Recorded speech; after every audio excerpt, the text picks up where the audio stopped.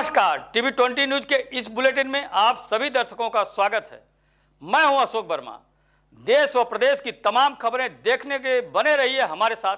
अब नजर डालते हैं खबरों की तरफ। ये खबर आपको यूपी के अंबेडकर नगर से दिखा रहे हैं, जहां पर अकबरपुर विधानसभा की भारतीय जनता पार्टी के 4.5 वर्ष पूरे होने पर उपलब्धियों के विषय में नगर के एक होटल में प्रेस कॉन्फ्रेंस आयोजित की गई। इस प्रेस कॉन्फ्रेंस में अयोध्या अंबेडकर नगर जनपद के सहकारी बैंक के चेयरमैन एवं अकबरपुर विधानसभा के पालक धर्मेंद्र सिंह टिल्लू की गरिमा में उपस्थित रही। योगी सरकार की उपलब्धियों के विषय में का पक्ष रखते हुए कहा कि आज उत्तर प्रदेश का नौजवान किसी सिफारिश के बगैर अपनी क्षमता से सरकारी नौकरियों में समायोजित हो रहा है। इसके साथ साथ पूरे प्रदेश में चिन्हित अपराधियों के हौसले पस्त हो चुके हैं।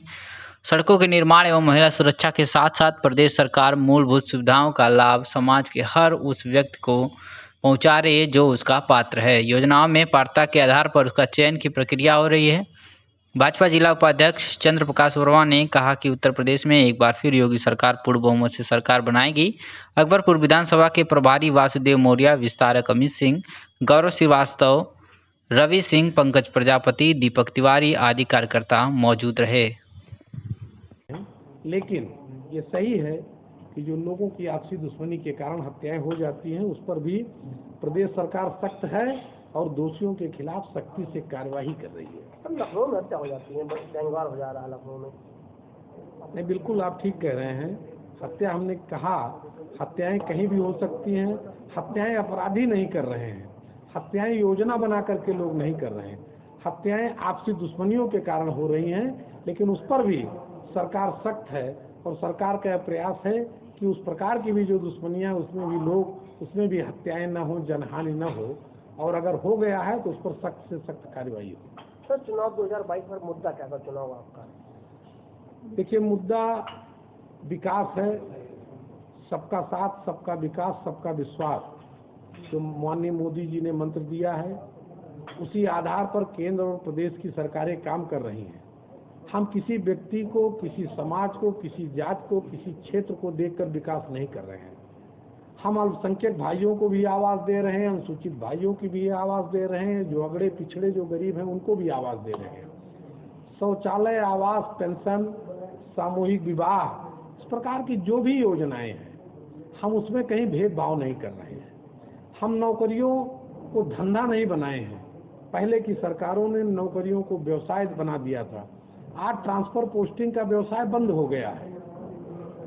पहले ट्रांसफर पोस्टिंग भी एक व्यवसाय हुआ करता था।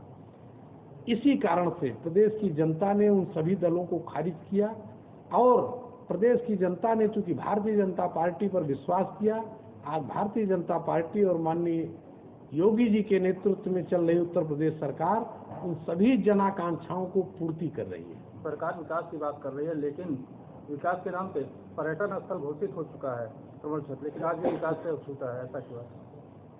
देखिए, पर्यटन स्थल श्रवण क्षेत्र घोषित हो चुका है। सरकारी योजनाओं को बनाने और लागू करने तक में कुछ न कुछ समय लगता है। क्योंकि हम कोई भी चीज बाईपास से नहीं करना चाहते, हम सारी चीजों को पारदर्शी रूप से और जो नियम और कानून है उस आधार पर करना चाहते हैं। इस नाते समय जरूर लग रहा है, लेकिन जो भी घोषणाएं और जो भी सरकार ने योजनाएं बनाई हैं उनका पूरा क्रियान्वयन होगा और अच्छी तरह से जो भी पर्यटन के लिए योजनाएं वहां भेजी गई हैं उनका काम अच्छी तरीके से होगा और लोगों को ये लगेगा कि श्रवण क्षेत्र का भारतीय जनता पार्टी के नेतृत्व वाली सरकार ने समुचित विकास किया। पर आपको आजमगढ़ के जीएनपुर से दिखा रहे हैं, जहां पर भाजपा का 4.5 साल का विकास का रिपोर्ट कार्ड प्रस्तुत करते हुए सगड़ी के पूर्व भाजपा प्रत्याशी देवेंद्र सिंह ने जीएनपुर स्थित एक मैरिज हॉल में प्रेस कॉन्फ्रेंस किया। इस अवसर पर उन्होंने कहा कि 4.5 साल में 1.5 साल तो कोरोना की बीमारी में लड़ते हुए निकल गया। बचा जो 3 साल का समय, उसमें सपा और बसपा सरकार की तुलना में काफ़ी विकास कार्य योगी सरकार ने किया है। जल्द ही पूर्वांचल एक्सप्रेसवे की सौगात आजमगढ़ व आसपास के जिलों को मिलेगा। विश्वविद्यालय की स्थापना का कार्य किया जाएगा। अपराधियों पर बुलडोजर चलाने का काम योगी सरकार ने किया है।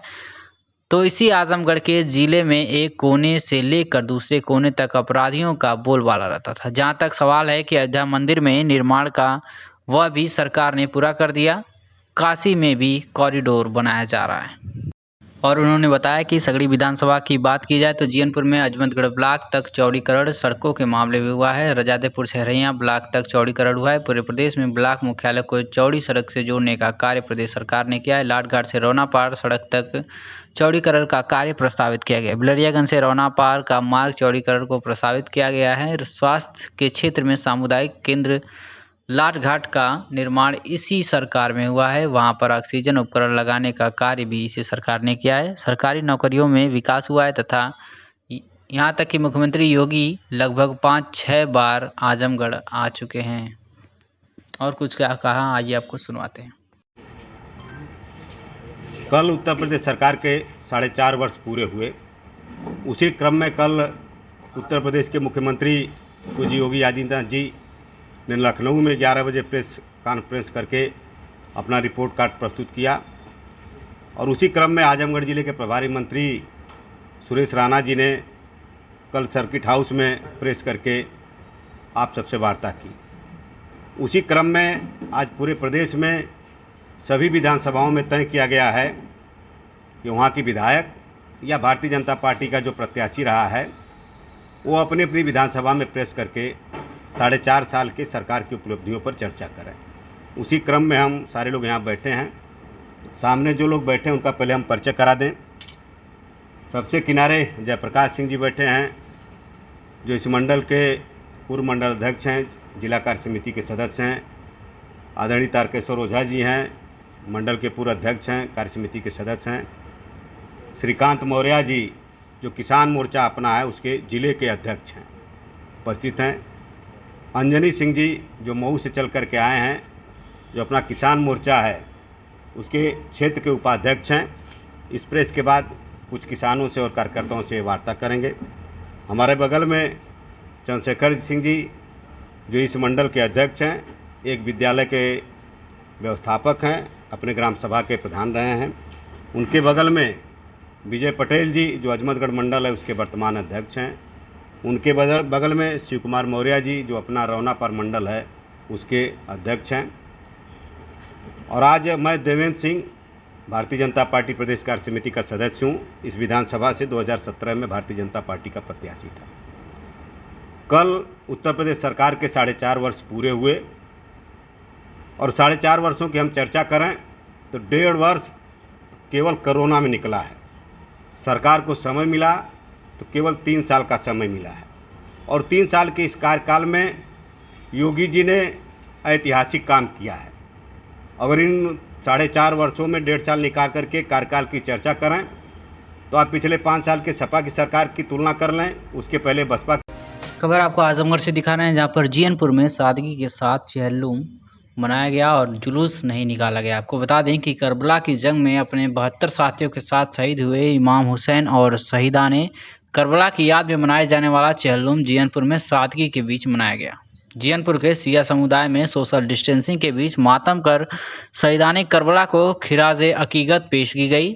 शहादत को याद कर आजातार रोते रहे। जानकारी के अनुसार करबला में पैगंबरे इस्लाम हजरत मोहम्मद के नवासे इमाम हुसैन मुहर्रम की 10वीं तारीख को अपने परिवार और 72 साथियों संग इस्लाम को बचाने के लिए शहीद हो गए थे। जंग में शहादत के 40 दिन पूरे होने पर सिया समुदाय के चहलुम मनाया जाता है।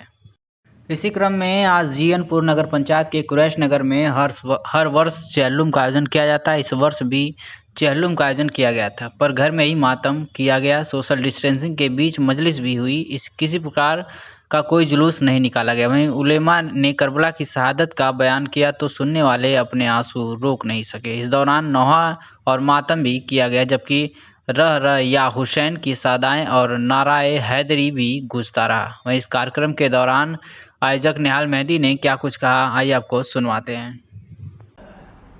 परिचय बताइए। निहाल मेहदी जीएन। आज आप लोग के द्वारा किस तरह का कार्यक्रम किया गया? आज हमारे यहाँ मुहर्रम का चहलुम 40वें का कार्यक्रम संपन्न हुआ। हज़रत इमाम हुसैन अलैहिस्सलाम 10 मुहर्रम को जो शहादत पेश आई थी करबला में, उसका उन्हीं के याद में आज उनका 40वां यहाँ पर हम लोगों ने मनाया। किस तरह से किया आप लोगों ने? कोविड नियमों को कैसे देखा? देखिए, ऐसा है कि कोविड का जो कोविड गाइडलाइंस का फॉलो करते हुए और बहुत सादगी से ये पर्व हम लोगों ने संपन्न किया।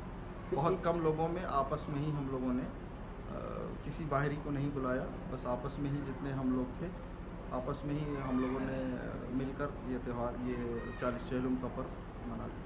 बीते वर्ष कोरोना से पहले जुलूस निकाला जाता था। हाँ, देखिए जुलूस निकाला जाता था, ये जुलूस ये और भव्य तरह से ये चेहलुम का कार्यक्रम आयोजन होता चला आ रहा था, जिसमें बहुत सी अंजुमन आती थी, बाहर की अंजुमनें आती थी, काफ़ी संख्या में श्रद्धालु आते थे। लेकिन और ये जुलूस निकल के बाज़ार में जाता था चौराहे पर, और चौराहे से फिर जुलूस बाज़ार होते हुए फिर करबला में आके दफन होता था। काफ़ी लंबा कार्यक्रम हुआ करता था, जिसको इस बार हम लोगों ने कोरोना को दृष्टिगत रखते हुए हम लोगों ने बहुत सादगी से, बहुत कम लोगों में, अपने लोगों में, आपस में हम लोगों ने मिलकर मना लिया। और देखेंगे आइंदा साल अगर कोविड के आपको आजमगढ़ के निजामाबाद से दिखा रहे हैं, जहां पर भाजपा कार्यालय पर उत्तर प्रदेश के व्यापार कल्याण बोर्ड के उपाध्यक्ष पुष्पदत्त जैन ने सरकार के 4.5 साल वर्ष पूरे होने पर प्रधानमंत्री नरेंद्र मोदी के जन्मदिन के सेवा सप्ताह के अवसर पर बताया कि जब से भाजपा सरकार आई है पूरे देश में सबका साथ, सबका विकास एवं विश्वास के साथ कार्य किया जा रहा है। बिना किसी भेदभाव के सभी पात्र लोगों को बिना बिचौलियों के साथ काम हो रहा है। अपराध समाप्त होने के कगार पर पूरे दुनिया में लोग उत्तर प्रदेश के उद्योगों को लगा रहे हैं। सड़कें ऐतिहासिक रूप से बन गई हैं, रेलवे स्टेशन और पटरियों को आधुनिक बनाया जा रहा है, एयरपोर्ट का भी विस्तार किया जा रहा है। अयोध्या में ऐतिहासिक राम मंदिर का निर्माण चल रहा है। प्रदेश इस समय केंद्र की 44 योजनाओं पर 1 नंबर पर लगा हुआ है। आपको बता दें कि 42 लाख गरीबों को आवास, 15 करोड़ लोगों को मुफ्त राशन, 2 करोड़ 71 लाख शौचालय, 9 करोड़ लोगों को मुफ्त वैक्सीन, 30 मेडिकल कॉलेज और 50 नए महाविद्यालय स्थापित किए जा रहे हैं। किसान सम्मान निधि के अंतर्गत 70,87,686 किसानों के खाते में 10 अरब 90 करोड़ 12 लाख रुपए भेजा गया। इस अवसर पर भाजपा नेता विनोद राय, संतोष गौड़, गगन कश्यप, रंजीत चौहान, मनोज राय, दुर्गा चौबे, सुधाकर सिंह, संजय सिंह आदि लोग उपस्थित थे। भावना से पूरे प्रदेश का कार्य कर रहे हैं, सदैव जनता के हित में कार्य कर रहे हैं। और जब से उन्होंने कमान संभाली है उत्तर प्रदेश में एक अच्छा साम्राज्य, और सबसे बड़ी बात ये है कि जो 500 वर्षों की राम जन्मभूमि का मुद्दा था, वह योगी उनके गुरु अवैधनाथ जी महाराज थे, और उनके शिष्य होने के कारण एक इनका सपना इनका भी था कि राम जन्मभूमि मंदिर का निर्माण जरूर हो। ऐसी भावना उन्होंने दी, और आज ईश्वर की कृपा से माननीय हमारे प्रधानमंत्री मोदी जी के आशीर्वाद से राम जन्मभूमि पूजन हुआ, और आज राम जन्मभूमि पर मंदिर निर्माण का कार्य शुरू हो गया है। यह बहुत ही गौरव की बात है, और एक पूरे भारतवर्ष के लिए बहुत ही सम्मानजनक और हमारे आदर्श श्री राम का मंदिर बनने जा रहा है उत्तर प्रदेश में। और अयोध्या एक पर्यटन स्थल के रूप में और पूरे भारतवर्ष में इसका आकर्षण रहेगा। यह अपने आप में उत्तर प्रदेश के लिए बहुत गौरव की बात है। दूसरी बात, योगी जी जब से मुख्यमंत्री बने हैं, उनका एक सपना था गोरखपुर उत्तर प्रदेश में एक अच्छा शांति कायम हो। आजमगढ़ के कई मोहल्लों में बारिश का पानी भर जाने से नागरिकों को हो रही है परेशानी से निजात दिलाने के लिए भारत रक्षा दल के कार्यकर्ताओं ने आज नगर पालिका के अधिशासी अधिकारी को ज्ञापन देकर मांग किया है कि जल निकासी की व्यवस्था बढ़ाते हुए शीघ्र ही पानी निकाला जाए तथा जिन मोहल्लों में पानी निकल गया है वहां पर बीमारी रोधी दवा, चूना, ब्लीचिंग पाउडर का छिड़काव, सफाई की अच्छी व्यवस्था कराई जाए। ज्ञापन देने गए कार्यकर्ताओं ने कहा कि कुछ मोहल्लों की स्थिति बहुत ही खराब है। नाली सब जाम हो चुके हैं, नालियों में जल भराव हो चुका है और समस्याएं उत्पन्न हो रही हैं, जिससे आम जन जीवन अस्त व्यस्त हो गया है। साथ ही बीमारियों का खतरा भी बढ़ गया है। इस सब को देखते हुए नगर पालिका और जिला प्रशासन को जितना शीघ्र हो सके कार्रवाई करनी चाहिए। ज्ञापन लेते हुए अधिशासी अधिकारी ने बताया कि पानी निकलने में हम लोग लगे हुए हैं, पानी निकालने में हम लोग लगे हुए हैं। सफाई के साथ दवा का छिड़काव भी किया जा रहा है। शीघ्र ही इस परेशानी से छुटकारा मिल जाएगा। भारत रक्षा दल के जिलाध्यक्ष उमेश सिंह गुड्डू सिंह ने कहा कि जहां आपकी व्यवस्था कमजोर पड़ रही हो हमें बताएं, हमारे कार्यकर्ता कुछ भी करने के लिए तैयार हैं। ज्ञापन देने वालों में प्रमुख रूप से दिनेश चंद्र राय, शंकर प्रसाद, डॉक्टर धीरज श्रीवास्तव, सुनील कुमार वर्मा आदि लोग उपस्थित रहे। ये खबर आपको आजमगढ़ से दिखा रहे हैं, जहां पर 2 दिन पूर्व हुई बरसात से जगह जगह जल भरा हुआ है। लोग मजबूर होकर अपने घरों में कैद हो गए हैं। आपको बता दें कि शहर के कई मोहल्ले आज भी जलमग्न हैं, जिसमें सबसे बुरी हालत कोलघाट में रहने वाले लोगों की हो गई है। 3 दिन बीतने के बाद भी पानी कम होने का नाम ही नहीं ले रहा है। आपको बता दें कि दीवानी कचहरी के वरिष्ठ अधिवक्ता विंध्यवासिनी सिंह ने बताया कि 4 दिन से वह अपने परिवार सहित घर में कैद है। बाउंड्रीज से लेकर बाहरी दीवार तक पानी भरा हुआ है। बदबूदार पानी से पूरे परिवार का जीना दुभर हो गया और वह कचहरी भी नहीं जा पा रहे हैं। उन्होंने जिला प्रशासन पर आरोप लगाया कि प्रशासन लोगों को राहत के लिए कोई कदम नहीं उठा पा रही है। वरिष्ठ अधिवक्ता ने प्रशासन से गुहार लगाते हुए कहा कि प्रशासन जल्द से जल्द पानी निकासी की समुचित व्यवस्था करे, जिससे लोगों को राहत मिल सके। तस्वीरों में आप देख सकते हैं कि पूरे कोलघाट मोहल्ले में पानी भरा हुआ है, जो पानी कम होने का नाम ही नहीं ले रहा है। तो 2 दिन की पूर्व हुई बरसात से जगह जगह जल भरा हुआ है और एडवोकेट विंध्यवासिनी सिंह ने प्रशासन से गुहार लगाई है कि यह पानी जल्द से जल्द खाली किया जाए, ताकि यहाँ के स्थानीय लोगों को राहत मिल सके। तो ये बड़ी खबर कही जाएगी इस वक्त की, जो आपको आजमगढ़ के कोलघाट से दिखा रहे हैं, जहाँ पर जल जमाव के कारण नारकी जीवन जीने को मजबूर हैं कोलघाट निवासी। बलरामपुर जनपद के थाना पचपेड़वा अंतर्गत ग्राम पंचायत भाथर के पास एक बगीचे में कुछ असामाजिक तत्व बीते 18 सितंबर की रात करीब 8 बजे गौ हत्या जैसे घृणित कार्य को अंजाम दे रहे थे, जिसकी भनक लगते ही ग्रामीण तत्काल वहां दौड़ पड़े। लोगों को आता देख अंधेरे का फायदा उठाते हुए गौ हत्या करने वाले वहां से भाग निकले। मौके पर पहुंचे ग्रामीण वहां की हालात को देखकर सन्न रह गए। हत्यारे गौ हत्या करके खाल उधेड़ रहे थे, लेकिन ग्रामीणों को आता देख छोड़कर फरार हो गए। सूचना पर पहुंची पुलिस ने अवशेषों को कब्जे में लेकर अज्ञात के खिलाफ मुकदमा पंजीकृत कर विधिक कार्रवाई शुरू कर दी है। इस कृत्य को लेकर एक विशेष वर्ग के लोगों में काफ़ी नाराजगी है, जिसे लेकर आज हिंदू युवा वाहिनी संगठन के लोगों ने गौ हत्यारों पर कठोर कार्रवाई करने हेतु थाना पचपेड़वा में ज्ञापन सौंपा।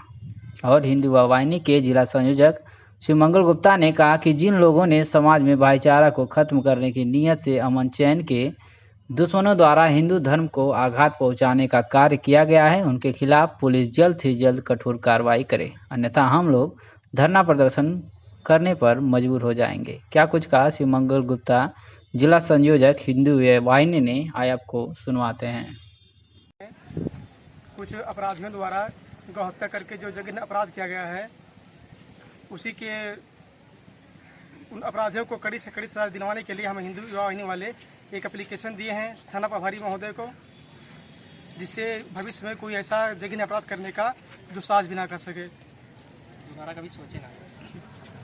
तो इस प्रकरण में कुछ कार्रवाई पुलिस द्वारा किया गया अभी तक? कार्रवाई जी अभी प्रभारी महोदय द्वारा बताया गया है कि इसमें कुछ लोगों को पकड़ कर जेल भेज दिया गया है, और भी इसमें जो भी शामिल होंगे अपराधी उन लोगों को पकड़ के जेल भेज दिया जाएगा। घटना कब की है? घटना ये परसों की है, 8:30 बजे रात। क्या चाहते हैं आप लोग? हम यही चाहते हैं कि इनको कड़ी से कड़ी सजा दी जाए, जिससे भविष्य में कोई भी अपराधी गौ हत्या करके हम हिंदू जनभावनाओं को ठेस पहुंचाने का कार्य न करे। और अगर इन लोगों को सजा नहीं मिलेगी तो हिंदू युवा वाहिनी खुद इन लोगों को सजा देने के लिए तत्पर रहेगी हमेशा। खबर आपको जौनपुर से दिखा रहे हैं, जहां पर स्वर्णकार समाज के गौरव ज्वाइंट कमिश्नर PN वर्मा व आजमगढ़ जेल अधीक्षक विनोद वर्मा का आगमन जौनपुर में हुआ, जहां स्वर्णकार समाज के उत्थान के लिए कई पहलुओं पर वार्ता हुई। वार्ता के दौरान नन्हीलाल वर्मा, मुन्ना लाल सेठ, वीरेंद्र सेठ, विजय सेठ, अजीत सोनी, कृष्ण कुमार वर्मा, कृपानाथ सेठ, अजय सोनी उपस्थित रहे। समाज के गौरव जिलाधिकारी मनीष कुमार वर्मा के पिताजी स्वर्गीय मोहन प्रसाद वर्मा बाबूजी के निधन पर जिलाधिकारी आवास पर पहुंच शोक संवेदना व्यक्त किया गया। तत्पश्चात SP city doctor Sanjay Kumar Verma से भी उनके आवाज़ पर भेंट वार्ता किया गया। तो ये बड़ी खबर कही जाएगी इस वक्त की जौनपुर से दिखा रहे हैं आपको, जहां पर स्वर्णकार समाज के गौरव ज्वाइंट कमिश्नर PN वर्मा व आजमगढ़ जेल अधीक्षक विनोद वर्मा का आगमन जौनपुर में हुआ है। और आपको आजमगढ़ से दिखा रहे हैं, जहाँ पर निजामाबाद थाना क्षेत्र के मदारदाड़ गांव के विवेक कुमार यादव पुत्र महेंद्र यादव को शाम को एक युवक ने दोस्त बनकर फ़ोन किया और रोड पर बुलाया। वहां पहुंचने पर एक गांव का और एक बाहरी व्यक्ति दोनों मिलकर उसे नेवादा बाजार ले गए। वहां पर उसे जबरन शराब पिलाए और रात में एक सुनसान स्थान पर उसे मारने लगे और चाकू से हमला भी कर दिया, जिसके कारण दोनों हाथ में चाकू से घायल हो गया। किसी तरह युवक जान बचाकर वहां से भागा और परिवार वालों ने निजामाबाद पुलिस को सूचना दी। मौके पर पुलिस पहुंचकर आवश्यक कार्रवाई की और पीड़ित ने नामजद FIR दर्ज कर लिए। क्या नाम है बाबू? विवेक यादव सर। मेरे पिता का नाम श्री महेंद्र यादव है। मेरा घर मदारदाड़ है, थाना निजामाबाद आजमगढ़ है। क्या घटना हुआ था आपके साथ? शाम को आए, मेरे को बोले कि चलो चलते हैं, दूसरे नंबर से कॉल किए थे। वहाँ पर ले गए, वहाँ से ले गए के बाद नेवादा ले गए, दारू पिलाए ज़बरदस्ती। दारू पिलाकर फिर वहाँ से शाहपुर पुल पे ले आकर वहाँ नटई दबा के मार रहे थे और ऊपर से सिगरेट दारू में डालकर दे रहे थे। मैं पिया नहीं, उसके बाद जान बचाकर अपना वहाँ से भाग पड़ा। चाकू मेरे यहाँ लग गए, चाकू पकड़ा था यहाँ पर लग गया सब हाथ में। जान मारना चाहते थे? हाँ, जान मारना चाहते थे। तो आपने पुलिस को सूचना दिया? हाँ, दिया था। क्या हुआ, पुलिस आई थी? पुलिस आई थी, उसके बाद कोई कार्रवाई नहीं। अच्छा, और वो धमकी क्या दे रहे हैं आपको? धमकी दे रहे हैं कि उसको फिर मारेंगे, जान मारेंगे। हाँ, जान मारेंगे। क्यों मारना चाह रहे हैं आपको? कुछ नहीं, मेरे को ये नहीं मालूम क्यों मारना चाह रहे हैं, मेरे से कोई गलती नहीं है। तो वहाँ ले जाकर तुमको काटना चाहे? फिर कैसे भागे? चाकू लगा ये सब, मैं उसका चाकू पकड़ लिया, एक का चाकू पकड़ा था, दूसरा बोला तू नहीं मारेगा मैं मारूंगा। वो दौड़ के उसका जब चाकू छोड़ा तो उसके बाद मैं वहाँ से थोड़ा सा चांस पाया, जान बचाकर भाग गया, तो चाकू मेरे यहाँ लग गया सब।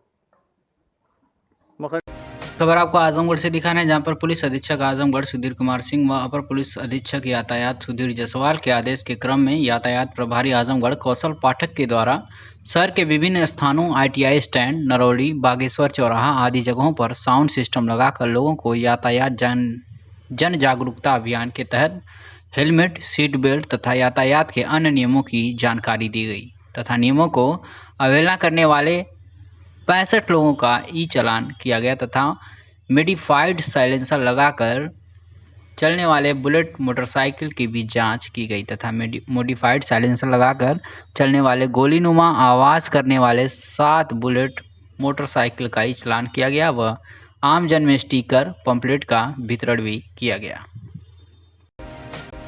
सभी स्वजातीय बंधुओं द्वारा स्वर्णकार चेतना यात्रा को मिल रहा प्रत्यक्ष व अप्रत्यक्ष रूप से सहयोग करने वालों के लिए स्वर्णकार समाज का एक संदेश, जिसमें समस्त स्वजातीय बंधुओं के सभी वरिष्ठ एवं सम्मानित नेता तथा पदाधिकारी, मेरे साथ कदम से कदम मिलाकर चलने वाले युवा साथी, आप सभी के प्रेम और आशीर्वाद से यह आभास हो रहा है कि 2022 में होने वाले विधानसभा चुनाव में स्वर्णकार समाज के भी बंधु विधानसभा विजय होकर समाज का स्वाभिमान बढ़ाकर समाज उत्थान के लिए कार्य करेंगे। स्वर्णकार समाज की जो राजनैतिक महत्वाकांक्षा है उसे पूर्ण करने की जिम्मेदारी स्वर्णकार चेतना यात्रा के साथियों ने ली है। वह पूर्ण करने के लिए संकल्पित है कि कुशलता से निर्वहन में आप सभी के सहयोग से आसान्वित हों। राजधानी लखनऊ में भव्य रैली व महापंचायत में आप सभी सादर आमंत्रित हैं। स्वर्णकार चेतना मंच द्वारा संयोजित महापंचायत को सफल बनाने में सहयोगी वन समाज को राजनीतिक रूप से मजबूत करने में सहायक बने, यह आमंत्रण समस्त स्वजातीय बंधुओं के पास भेजने का कर्तव्य प्रत्येक स्वर्णकार है। यदि किसी स्वर्ण जाति बंधु को सूचना मिलती है या नहीं कर पाया या सूचना नहीं मिली तो मैं माफ़ी चाहता हूँ। इससे आपसे आग्रह है कि कार्यक्रम में उपस्थित होकर समाज का झंडा बुलंद कर प्रेम व आशीर्वाद प्रदान करें।